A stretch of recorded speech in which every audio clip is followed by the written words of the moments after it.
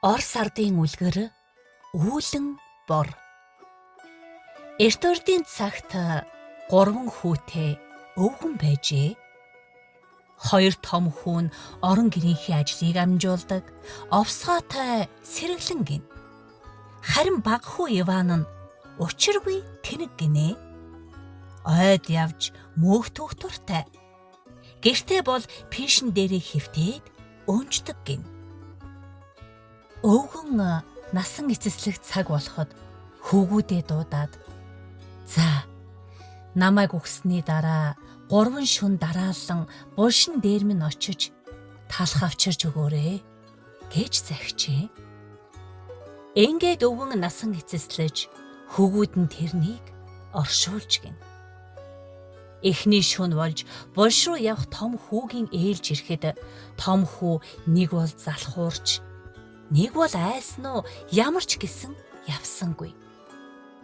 Харин хамгийн бага дүү Иваныг дуудаж "Иван, чи өнөө шөнө миний оронд аавын булшин дээр талх аваачиж өгөөд ирээч. Харин би чамд оронд нь амттай гой борцог өгнө шүү." Гэхэд Иван зөвшөөрч талх аваад аавынхаа булшин дээр очиж хүлээж сууж гин. Гэтэл шүн дунд гинт газар хагарч аав нь босоод иржээ. "Миний булшин дээр хэн ирэв? Миний том хүү юу? Орос нутгаар сонин юу байна? Үлэн чон уйлалдаж, өсөглөн нохот хуцаж, үр хүүхэд минь уйлж байна уу?" гэж асуухад "Таны хүү байна. Орос нутаг амгалан" гэж Иван ээрч түгтэрч хариулж гин. Аав нь талх цадтлаа идээд булшиндаа эргээд хэвтжээ. Иван замдаа зөндөө мөөхтүүгээд гэртээ харихад том ах нь "За Иван, аав байна уу?" гэхэд Иван "Байна" гэж хариулж.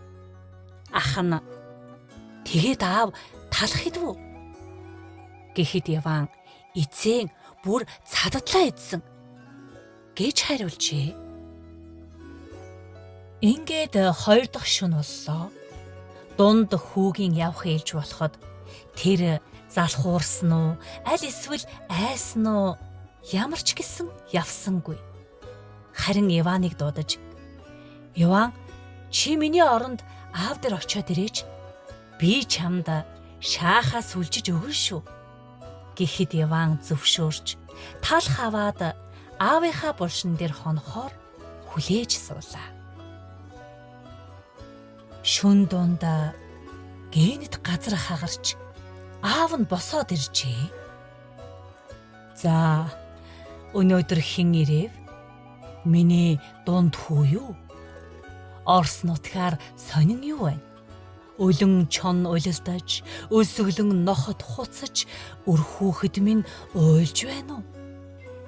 гэхэд Иван "Би таны хүү байна. Орос нутаг амар тайван байна эцэг минь" гэж хариуллаа.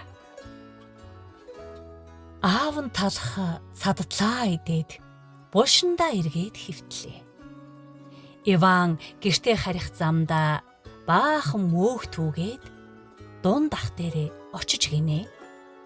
Дунд ах нь "За, аав талх идвүү?" гэхэд Иван "Эзэн эзэн, цадтлаа идсэн" ингэж хариулаад 3 дахь шөнө боллоо. Иван ах нартай хандаж "Ах нараа, би 2 шөнө дараалаж явсан. Одоо та хоёр аавын булшин дээр оч. Би амармаар байна" гэхэд 2 ах нь Иван, чи юу ярина вэ? Чи явж сурсан. Чи л явсан дээр" гэд ёор халгаасангүй гин. Ингээд Иван талх аваад явлаа. Шүн дунд газар хагарч аав нь дахиад л босоод иржээ. "За, өнөөдөр хэн ирэв? Миний баг хүү Иван уу? Орос нутгаар сонин юу байна? Өлөн чон уйлалдаж, өсөглөн нохот хуцаж, өрх хүүхэд минь уйлж байна уу? Гэж асуухад Иван, "Би таны хүү Иван энд байна. Орос нутаг минь амар амгалан аав минь." Гэхэд аав нь талхыг цадатлаа идээд, "Миний захиасыг ганцхан чи л биелүүллээ. 3 шөнө миний булш руу айлгүй ирлээ. Чи цэлгэр хөндөй цэнхэрдэх талд гараад элбэт үүлэн бор морь минь ирээн уулыг эргэлцтэл, эрг газрыг жирэлцтэл давхиад ирээч" гэж хашгираад дууд. Сайхан морь чам руу давхиад ирнэ. Харин чи баруун чихээр нороод зүүн чихээр нь гардгийм шүү. Тэгвэл чи хүч чадал ихтэй сайн эр болно. Сайхан мориндоо мордож алсыг зордоо хүү минь гэж хэлжээ. Ингээд Иван хазаарыг авч аавдаа талархаад замдаа баахан мөөх түүгээд гэртээ хариу гинэ. Хоёр ах нь, "За Иван, аа байна уу?" Гэхдээ байна. Тэгээд аав талах идвүү? Идэлгүй яах вэ? Цадатлаа идсэн. Харин дахиж битгий ирээрээ гэсэн шүү. Гэж хариулжээ. Энэ үед хаан ард олныхоо дунд нэгэн зарыг тараажээ. Ганц бие хань бүлгүй сайн ирчүүд хааны ордны гадна цуглар. Хааны хосгүй үзэгслэн тохин 12 багантай, 12 давхар гуайлан цаграгтай цамхаг босгохыг зарлигдсан гинэ. Тэр цамхгийнхаа хамгийн өндөрт хосгүй үзэгслэнт гүнж суугаад ямар эр морьныхоо ганцхан үсрэлтээр уруулд нь хурч үнсхийг хүлээн гин. Гүнжийн уруулд хурч үнссэн хүчит мортон эрд ямар хүний үр байсан нь хамаагүй. Хаан орхино эхнэр болгож өгч хаан тулсынхаа хагасыг нэмж бэлгэлнэ гэж зарлигдсан гинэ.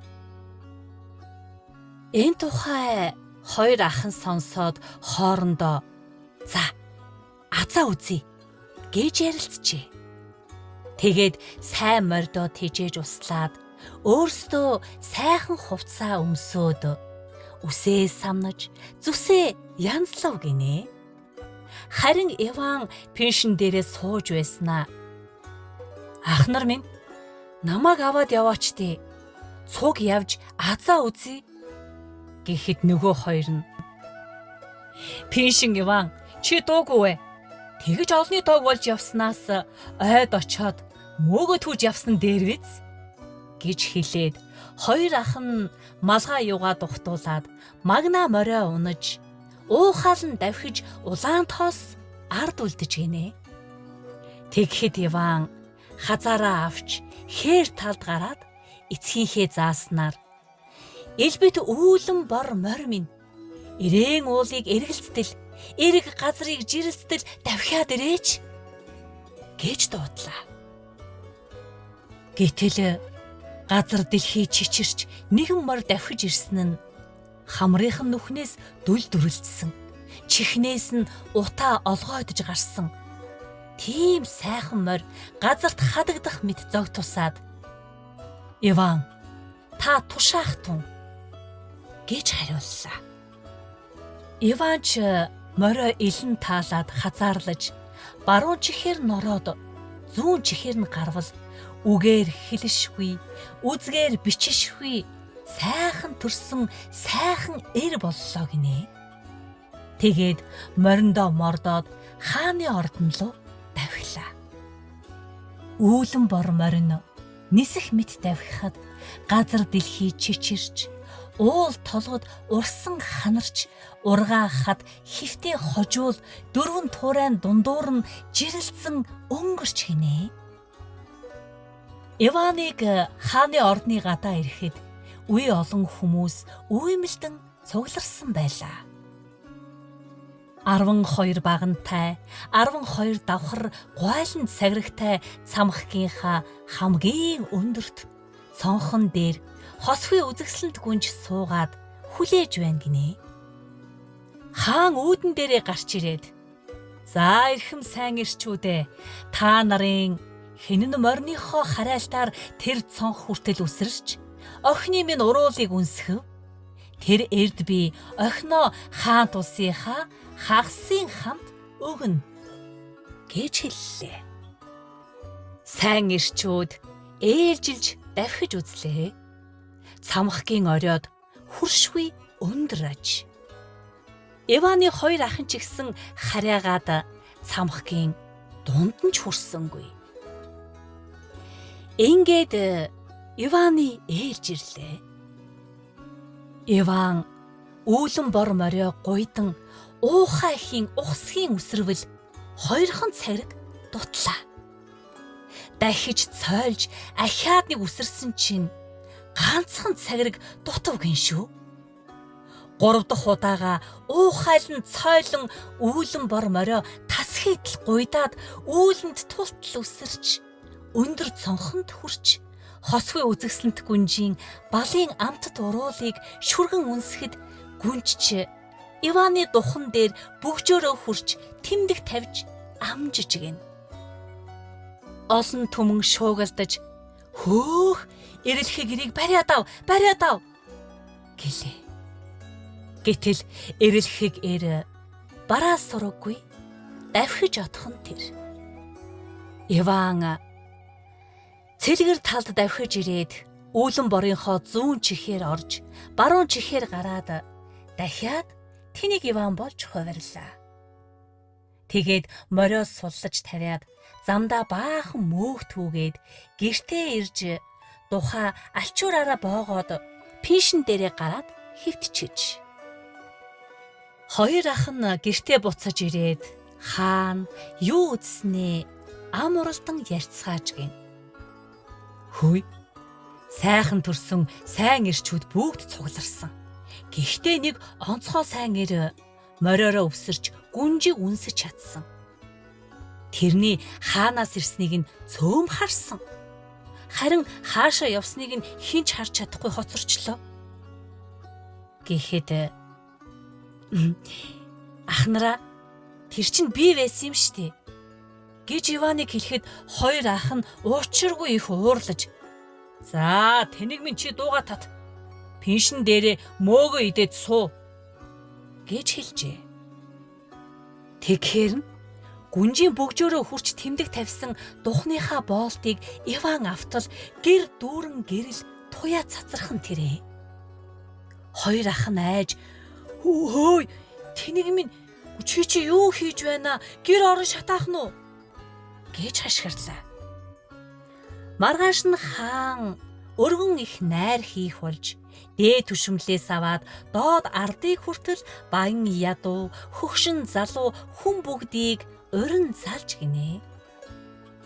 Ингээд Иваны хоёр ах найранд явхаар бэлтгэхэд Иван хоёр ахтаа хандаж "Ахнараа, би цуг явъя" гэхэд "Муу тэнэг минь олны инээдэн болсноос орон гэртээ суугаад наад олсон мөөгөө идэж бай, ойлгосноо" гэд хоёр ах нь малгай юугаа дугтуулаад магна мордоо унаад яваад өгч гинэ.